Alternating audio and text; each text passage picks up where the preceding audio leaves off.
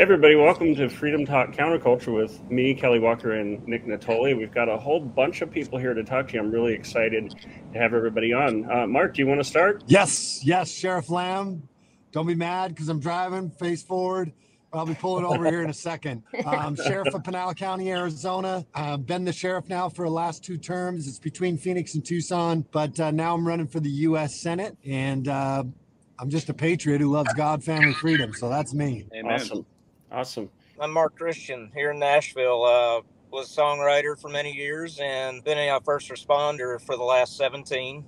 We do police, fire, EMS, work for the Department of Public Safety here in Nashville. So that's a little bit about me. Excited about getting this group together for the mission we have. Tara, welcome. Hi, country singer Tara Thompson, songwriter. I don't have any military background. I have a lot of family that's in the military. My brother's currently active in the Army in the 160th. And I'm just a person hoping that Mark Lamb becomes president one day. Nice. Yeah. I'm not quite sure if that's a good thing yet, but thank you nonetheless. Yeah, so who else have we got here on the top? We've got Jordan up there. My name is Jordan Martinez. I'm a former Army paratrooper. I served in the Army for 10 years with active and reserve. I was out there in Afghanistan in 2012. After that, I pursued filmmaking, and now I'm a cinematographer in Hollywood. So. Fantastic. Alex Luker. I'm a retired Marine, founder of SpartanSword.org. Spartan Sword, the nonprofit, was formed to augment the Spartan Pledge written by Boone Cutler. And essentially what we did with a group of retired FDNY firefighters and a group of veterans, we secured some steel from the wreckage of the World Trade Center, forged the Spartan Sword, which travels to various veteran first responder events to share the message of the pledge and help combat veteran first responder suicide. Fantastic. And last but not least, Nick, why don't you tell everybody about yourself? I'm not sure if everyone here is familiar with you. Yeah, sure. My name's Nick Nittoli. I'm a patriot who loves God and country. And I'm a singer-songwriter, Billboard #1 charting artist. Recently with my hit, Boycott Target, you might have heard that or seen the video for it. I love God and country and grateful to be on this call here with Kelly and all these fellow patriots. Great. Well, we're here because of this song, Heroes Need Heroes. Amazing song. I think I sent that to you, Sheriff Lamb. This song is about veteran suicide among first responders. How did you feel when you saw this video? Look, I love the song, but I just, it's sad that we have to bring so much light to a situation like this. You know, I think in this country we've continually abandoned Americans first and foremost, but our politicians continue to abandon, which is even more sad, our veterans who have gone and served this country. And 22 suicides a day from veterans is unacceptable. We're seeing that in law enforcement. You just had 2 guys out in LA County that just committed suicide. So any of those guys that are going out, men and women that are serving this country and putting their lives at risk, you know, they're going through these emotional pains and emotional conflicts that come along with it. And so I just appreciate you guys doing this song and bringing attention to it. But in one sense, it's sad that we have to bring attention to it. Well said. Agreed. Yeah, for sure. Tara, tell us about your journey here. I know we talked about this in an interview last week, but you went all over the country filming this. You met some people, you met family and parents of people who had committed suicide. Tell us a little bit about that journey. I mean, it was an emotional roller coaster. It was heartbreaking, to say the least. And just like Mark said, it's sad that you have to bring light to this situation and how many people do end up committing suicide. And I just want to be a help, and I want to change people's minds. And at the end of the day, I'm honored that I got to be a part of this. And hopefully, even if one person listens to this song or, you know, contemplating taking their own life and chooses not to, it's worth it to me, for sure. So I'm happy to be a part of it, but it's been an emotional roller coaster. Me and Mark Christian, we have cried numerous times over all the stories we've heard. And Jordan, you're a veteran, and I know you were involved.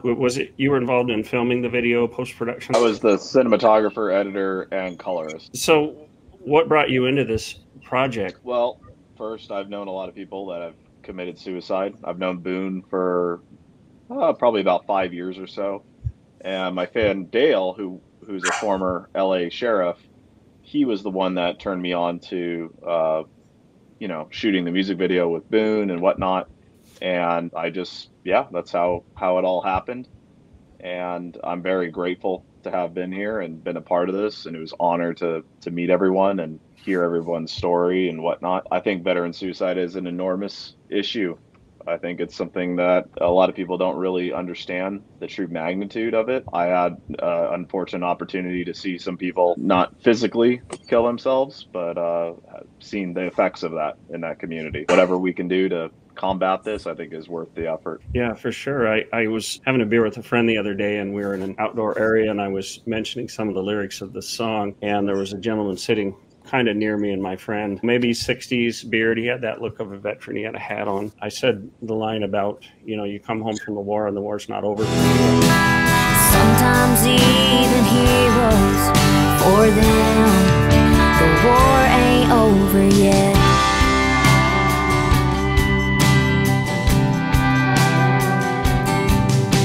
I just saw him nodding, and he said, I didn't mean to intrude, but that's exactly right. So I sent him the interview we did. I sent him the video, and he said it made his wife cry. And, you know, we established a contact there, which was great. And it turns out he works with young men, and he's getting his license to be a pastor. So I've already seen some really positive effects just on a small scale here. Luther, tell us about the sword and the axe and how all that began. Well, one of the jobs I did when I was on active duty was I worked wounded issues, based in D.C. at the time, so Walter Reed and Bethesda quite a bit.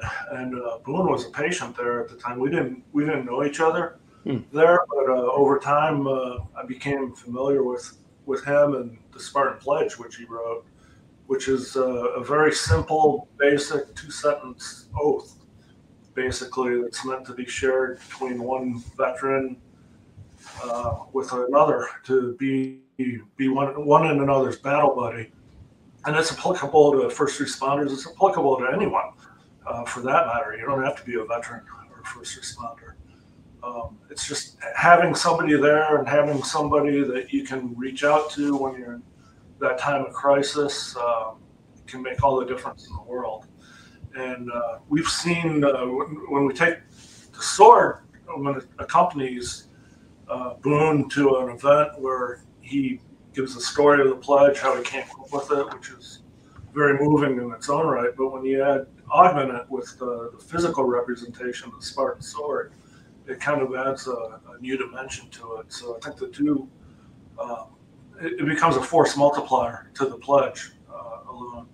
And now with the song, you know, I think, you know, that's hopefully going to ramp things up even more, you know, if we get the word out there.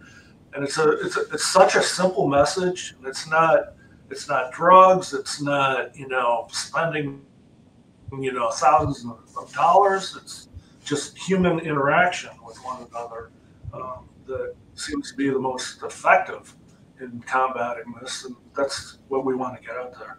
So the sword was made from wreckage from 9/11, correct?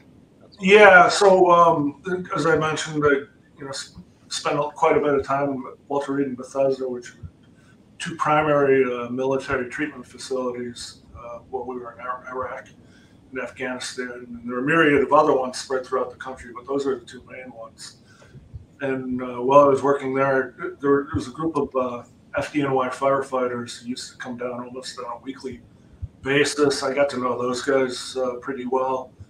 And one of them, Danny Prince, he secured the steel that we used. We found a veteran swordsmith to forge the sword. We found another veteran to make the Spartan axe, which is a fireman's axe. That's particularly meaningful for the first responder firefighter community. Yeah. And Danny's on our board as well. So got a real simple 3-member board where none of us are paid. We're usually in a deficit. We don't have any money. We don't need a lot of money, but a few bucks to fly people around with the sword and get Boone out there to spread the message of the pledge is what we seek donations for. Yeah, for sure. And how can people donate? Where can they go to donate? SpartanSword.org. Great. But I've got a very good friend who's a wounded IDF veteran. He's an American citizen, but he lives in Tel Aviv now. I myself have been over to Israel half dozen times or more. And he, with the 1 month ago when that dreadful attack by Hamas took place in Israel, it's a triggering event for a lot of people. And Israel, the IDF is kind of unique because Israel is such a small country. There's roughly 11 million people who live in the whole country. No less than that, I think. But very tiny country. Everybody pretty much served in the military, and then they demo during the reserves until they're 40.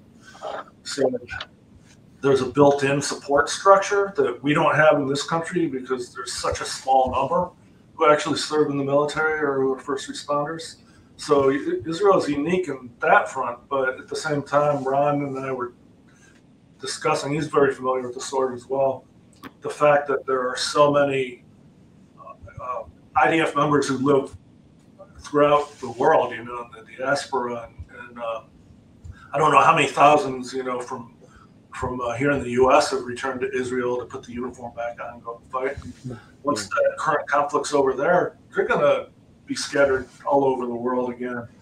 And they're going to feel isolated the same way that our veterans and first responders, particularly those who retire, feel afterwards. So, what we're hoping to do is that's again why we need donations, not a large amount, but, we're going to Ron's working on securing some steel from Israel, I don't know what's going to be appropriate if we use it from a Hamas rocket that landed or whatnot. And also along with the IDF soldiers, there's quite a few U.S. firefighters who have gone over to Israel in the past month because a lot of their first responders have been called up. So there's vacancies, in fire departments and throughout the country. So those men and women are going to be coming back home too, and they've got an experience that a lot of people aren't going to be able to identify with. So we want to try to wrap our arms around them and bring them into this whole thing that we're trying to create with Tara's song and Boone's Pledge and whatnot. Yeah, absolutely. Nick, you worked on a song called "Oorah" with Marine rapper Raymond. Isn't it? What's his last name? Raymond Lott. Lott, that's right. Yeah. And I know you have a real heart for the military. It's a great song, by the way. But tell us what you think about this song and this group, and how can we help spread this word and get the video out there? Yeah, I mean, it's weird. I mentioned in the song, I say I didn't serve, but I promise I was born to die on the 4th of July fighting for my country. I'm one of those people that is obsessed with the military, obsessed with anything having to do with people that risk their lives to go out and defend this country. Part of it is because I know that there is a big portion of a bitch inside of me, and I would never be able to do what these patriots and warriors are able to do. I'm one of those guys that wishes that I, actually went and served at, 18 or older instead of going down a path of drugs and alcoholism and Satanism. I wish I was fighting for my country. I'm 35 now. I think it's a little too late, but I just want to do my due diligence and paying homage to these people that go out and risk their lives for our country. And these are the true, real patriots that deserve to get not only recognition, but honor from normal citizens who don't have to go through that. So yeah, I did the song with Marine rapper. It's called "Oorah," and I also have a song called "Born in the USA," which is about veterans and patriots. And there's going to be a lot more music and material coming out of me that has this kind of topic base because I am very passionate about it. I'm sensing a country, and you do hip hop, right? Yeah, I do country as well. I'm sensing country hip hop mashup. I know the Marine rapper. Oh yeah, I've met right him. on. Yeah, I've met him a few times. We've ran into each other. Good guy. Good people. Yeah. Yeah, we had a couple fun shows together with him. Mark Lamb, I know Mark Christian and Tara Thompson really wanted to meet you, and I'll say, having lived in Arizona and been with you and went to your son's funeral, you and I talk. I'm just really glad you guys have a chance to meet. And yeah, I'd say Mark Lamb lives up to the hype. He's a good guy in our book. So. Well, I've thank said you. for a while, we need a cowboy to run things, and Yeah, Amen. he's right there. I agree. We need more cowboy hats and belt buckles out in Washington, D.C. We wouldn't be in the problems we're in. And Tara and Mark, thank you for the video you guys did the other day, and thank you for the song. Look, I didn't serve either. I feel like Nick does. I came home from a mission for my church in the early 90s. Nothing was really going on, and I wanted to be in the military. I got talked out of it. Next thing you know, I was married with 5 kids. And so I found my service now, which, by the way, Nick, I got into at 34 years old in law enforcement. And this has truly been my calling in life. But I want to say thank you, because my son is from the 82nd Airborne. And he just got out in October of last year. And I think about what you said, Tara. If this saves just one person, as a father and as a father of an Army veteran or a military veteran, if it's my son or my daughter that you save, I think everybody is in deep gratitude and debt to you and Mark for just that song. So thank you, because it does mean, if it just saves one person, that has value, and that speaks to the heart that you guys bring and the passion you have. And I think any veteran out there would thank you, and first responders, we feel the same way. They say the average police officer will experience between 400 and 700 traumatic experiences in their career, where the average citizen only has between 2 and 4. So it gives you an idea of just how much service to your country, whether it's through law enforcement or military, especially in combat, takes from us and from our families. And so to feel that support of somebody giving back means the world. And as a father of a military veteran, I say thank you. Amen. Well put. Yeah, Thank you. Absolutely. Yeah. Mark, Christian, did you want to say something? I just want to say, my life that, I've been working as a first responder. One of my favorite lines in the song is, "There's a weight on their shoulders you never know." And that is so true. And I work with these brothers and sisters, and just want this to be a rallying point for our nation. This is something that there shouldn't be sides. There shouldn't be left. There shouldn't be right. This is something we should all, as Americans, be able to rally around. Yeah. And that's taking care of our brothers and sisters. This is our families. This is our neighbors. And just very humbled and proud to be a part of this. So thank you all for, being here and being part of this also. Yeah, absolutely. I just want to take a moment for anybody who's watching or listening to go to spartansword.org and donate, even if it's a little bit, because a lot of people have put their own personal time and money into doing something really great. And we'd love to bless them with, a little help, so it's not totally taken out of their pockets. And, Tara, tell us where we can go hear the song, watch the video, when and where we can experience that. Pretty much everywhere. You just Google Heroes Need Heroes. It's on YouTube, Apple Music. I'm all over the place on the lovely world of social media. You could find me everywhere. So, the YouTube, that's going to be aired on the 10th. So right around the corner, the video will be available. And then the song will be everywhere the very next day on Veterans Day. So Spotify, all the things. Great release date. I know, right? Yeah. Perfect. Yeah, for sure. I'm not going to be presumptuous, but Nick, I just thought it'd be so cool to see you two do some sort of a collaboration. I think that'd be really neat. I'm here for it. So, Sure.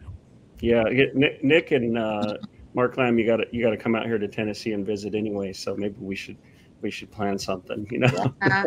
Look, I've been looking at. I sit up at night and look at ranch properties out in Tennessee. Although they're being gobbled up and getting more and more expensive by the day. So they are.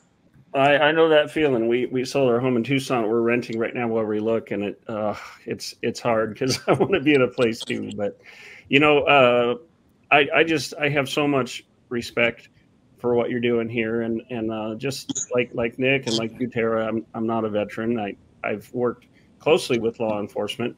I actually had one situation where I was the head of a city department when the police chief asked me to go in and talk to somebody who was being hostile. I said, "You're the one with the gun," but I've had that camaraderie. But what I do have in common is that I've had suicide in my family, my mother, and so I know what it feels like to be a survivor. I understand how, you know, wanting purpose in your life and seeking hope can be something that causes an existential crisis. But I want to ask anybody who wants to put it forward, what does camaraderie mean? What does it mean just to know that somebody cares for somebody who is in that position of fighting depression and anxiety? It's a game changer. That's the necessary ingredient in the whole thing. That's the whole message of the Spartan Sword, Spartan Pledge. Yeah.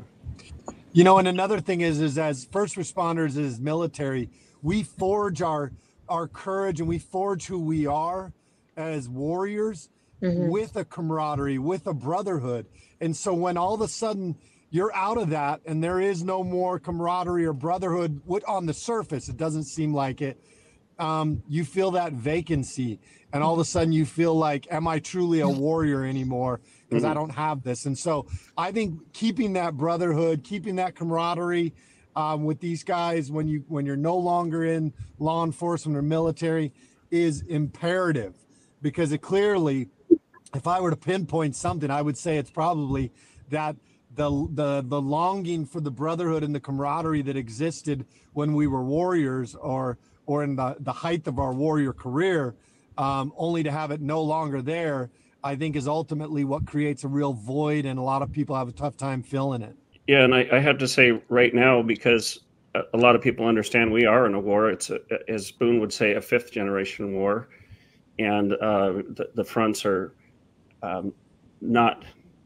fortunately not as much with arms or kinetic conflict, but a lot of psychological warfare, division within society, all of those kinds of things. And I think veterans who understand those things can be very, very helpful right now, even if they're not overseas serving.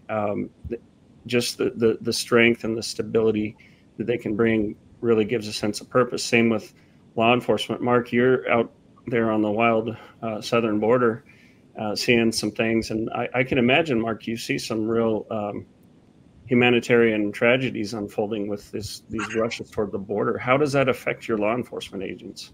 Oh, look, it has an effect. But you know what? We do what we can. We took on, when we signed on the dotted line to do this job, we knew that was part of it. And it's sad to see a situation that is man-made, created, because we're failing to do the job. The government's failing to do their job. And so it's creating a situation that we in law enforcement, whether it be on a federal level or a local level, are having to pick up the pieces for. And to sit here and tell you it doesn't have an impact on the men and women that have the badge on every day, I'd be lying to you. It has an impact, but we're also soldiers. We push on and we push forward to accomplish the mission, and hopefully somewhere down the line, leadership gets their crap straight. But until then, we're going to keep doing our job. And I don't mean to jump off, but I got to jump off to a 1:30 appointment here. But I just want to say thank you to everybody again, Kelly, for putting this together, Nick, Mark, and Tara for everything. And I'm missing people here, but all of you, thank you for being great patriots, for having me on, and for the song you guys put out in the video, and for supporting law enforcement and veterans. You guys are true patriots, and it's an honor to be on with you today. Totally, man. Thank Pleasure you. meeting you, Mark. God bless you. Thank you, God, Mark. Thank you. God bless. Okay. Looking forward to meeting you in person. Yes. All right. Absolutely. Bye-bye. Have a good one. Well, thank you all for coming on last minute. I know this is just a spur of the moment thing, but you know, Nick and I really support you. We wanted to have you on CounterCulture. I'm going to work into the wee hours if I have to post produce this and put it out so that we can just add that much of a little voice to what you're doing. And we really wish you every success with the song, with the video. And you know, thank you for making us a part of this. You know, if we can help in some small way, it's. I mean, I don't know of many things that could be more important than this effort. Mm-hmm. Kelly, if I can throw out one more plug, is this idea of doing an Israeli Spartan sword is literally just came up within the last 48 hours, and it will take some logistics and some expenses to make it happen. Okay. But if any of your listeners are interested in doing a fundraiser, you know, we could bring the Spartan sword out. If Boone's available, he can speak about the pledge. And, you know, we don't need a lot of money to make the sword happen. And anything on top of that, you know, I think I'd have to talk to my other two board members, but I think they're going to be in agreement that anything that is in excess that we don't need for the sword, we're going to donate it to the families of the 240 hostages that are still being held over. You know, that's fantastic, Luker. I had Karis Rhea on the show recently. She's the associate producer for Yadya Kellick on Epic TV's American Thought Leader. She's Jewish and got to get a sense of how she feels. And then tomorrow I'm talking with Sherry Saper, who ran for, supervisor of Arizona Public Schools this last election, and was in the IDF. She's a mom now, but she served in the Israeli military. So I actually told them about this concept, this idea, and they're really, I think, very touched by that. So I didn't know, though, about donating to the families of the hostages.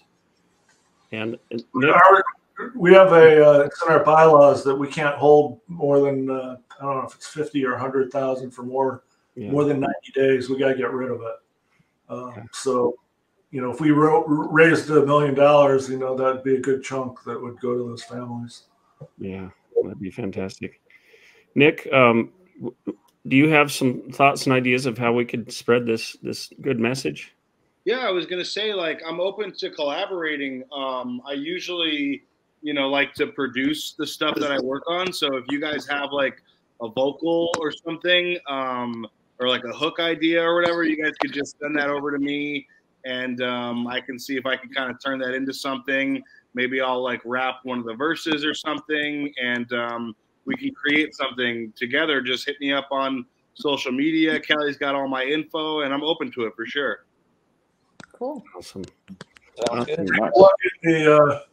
Just read the Spartan Pledge, Nick, and you might be able to create something right around that. Awesome. We'll do. All right. Well, I have to take off, guys. I have a meeting right now. Too. But I just want to say it was an honor to be with you guys. It was great shooting the music video.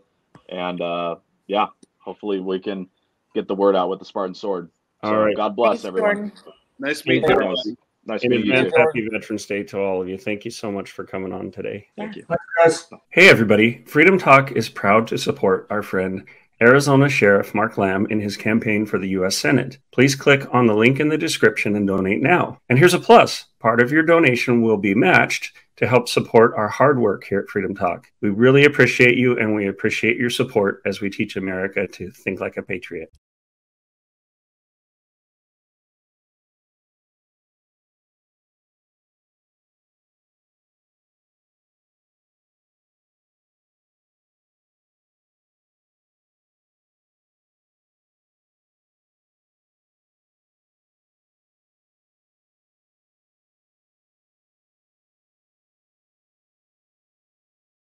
I'm on my way to Bethesda right now, where I'm going to meet Danny Prince, retired FDNY. He's also a retired military guy from the Coast Guard. And Danny spearheaded this drive to where we got roughly 25 pounds of steel from the World Trade Center wreckage.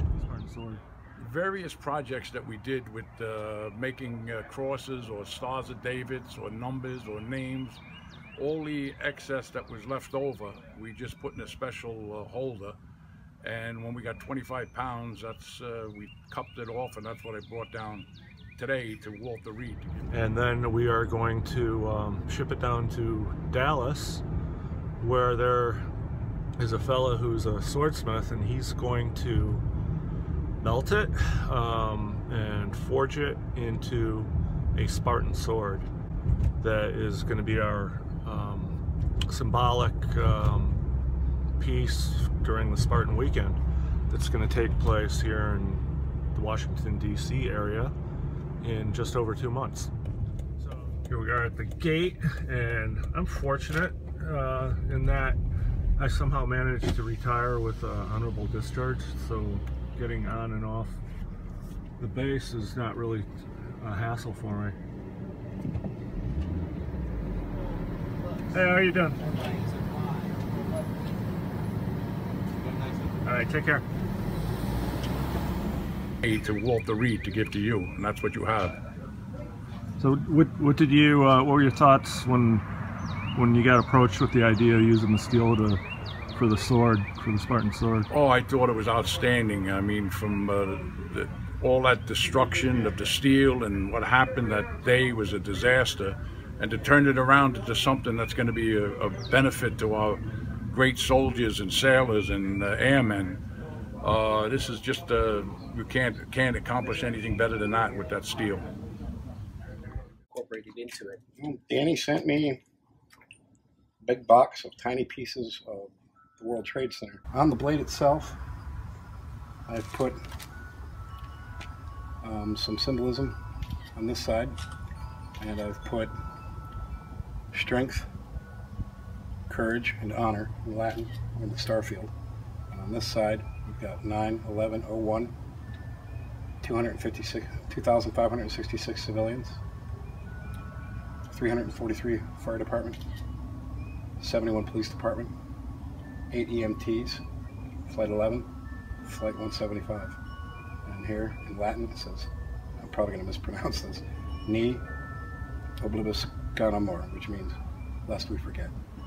When we get the sword back in our possession, we have a couple of spots that we're looking at that will be prominent where it should be displayed. One of them is our military section of the FDNY, where we have all our military soldiers that have gone to combat and some that have perished, and it'll be on beckoning call 24/7, so if we need it for a pledge somewhere, we have easy access to it.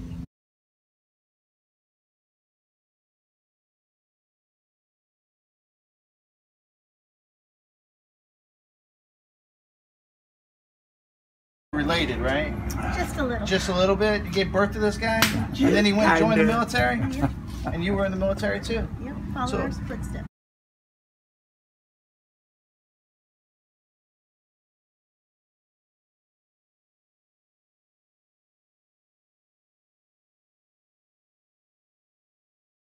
This is the first time that I know of that the Spartan Pledge is going to be administered to a mother and son.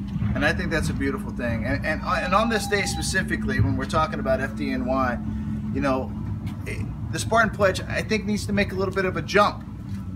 Because yes, it's made for war fighters, but who cannot say that on that day, FDNY and NYPD and those guys driving those ferries to get people out of the way, you know, across the Hudson, they were war fighters on that day.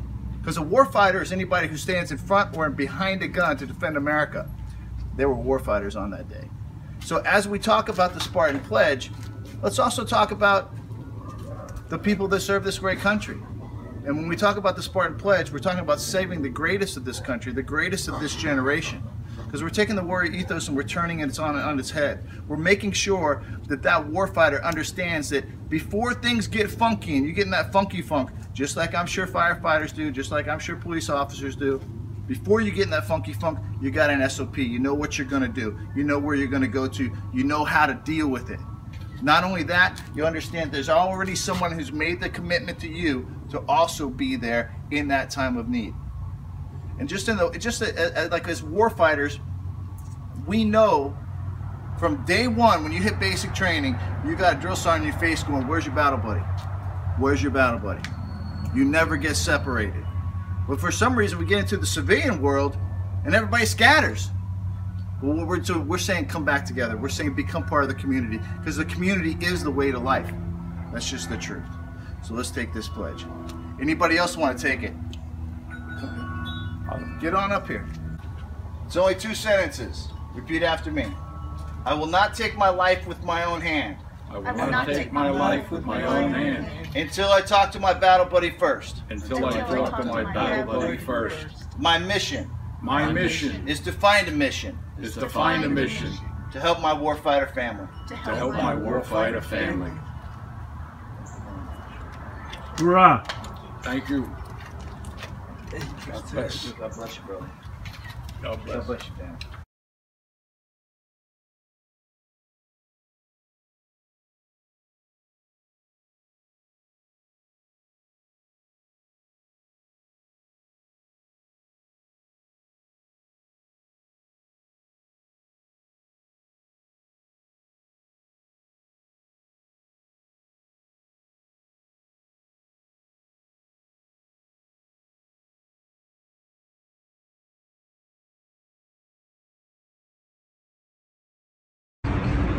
Good morning. My name is Gerard Chapora, and I'd like to welcome you to the FDNY's 10 House and our 9/11 Memorial Wall.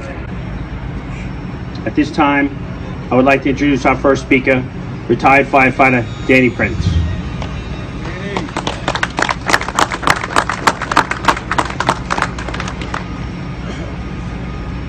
Thank you, Chip. Thank you, everybody, for being here. I couldn't think of a better place than having this pledge and having this ceremony here at this sacred spot, which this was done almost 15 years ago. The tragedy that happened. But out of that tragedy, we have life and a beautiful sword that's going to be pledged to remain for our servicemen and to remember what they have given. The gentleman that wrote that pledge was in Walter Reed for 2 years, and he said that he remembers the firemen and policemen coming down, bringing down shirts and gifts for the 2 years he was there. Little did I know I would meet him when we picked up the sword last week. It's amazing what goes on and the amount of injuries and deaths that occur. 22 veterans a day, and that's just unbelievable, and we can't let that continue. So today we're going to do the pledge with our soldiers that are here. Some of our firefighters might want to take it. It doesn't mean that you're contemplating anything on yourself, but it's stating that you will be there if somebody needs you. You will be the battle buddy. And that's what's so important to these veterans, to let them know. At this time, we'll administer the Spartan Pledge. Will all the participants please step forward and face the podium?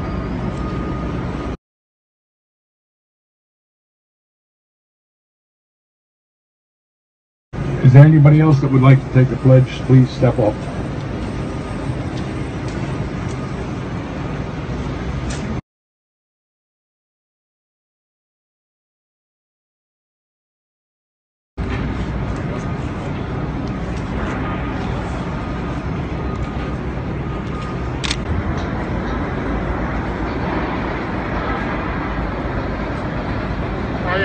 Please repeat after me. I will not take my life by my own hands until I talk to my battle buddy first. My mission is to find a mission. To help my warfighter family. Thank you for taking the pledge. On behalf of the Fire Commissioner and Chief of Department and the executive staff, thank you all for attending today's special event at this very special place. This concludes the event. Everybody please have a wonderful day. Thank you for coming.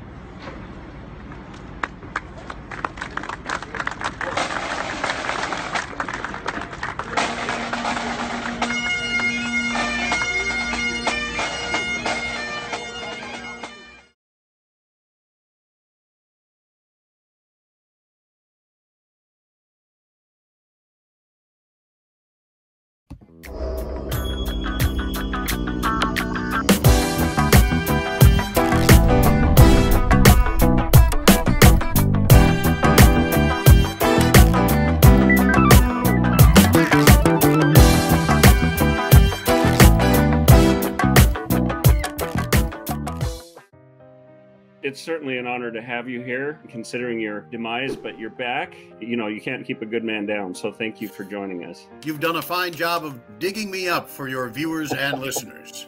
I wanted to ask you, what advice would you give to fathers to help their children make a mark in the world and leave a legacy? What wonderful instruction we have from our fathers, not only by what they teach us, but also then we watch our fathers. We watch what they do and how they conduct themselves in their own lives. There's such a complex world about us now, or at least it presents itself as a great complexity through this internet and the World Wide Web. A deluge of information and commercials and advertising. Almost too many choices for a young person to make. I would think that if each father and son out there might take time to be quiet and contemplative, to be prayerful, they'll likely identify some area of interest that that boy has. And I hope parents and fathers would encourage their sons and their daughters to take an interest, to pursue the interest that they have through reading, through study, and through doing, to get out into the outdoors, to be more manly, to be more womanly. And I know that many of your fathers, they're quite busy providing for their families. And I hope that they also realize that it's very important that they take special time with their children, encouraging them in their interests and their aspirations.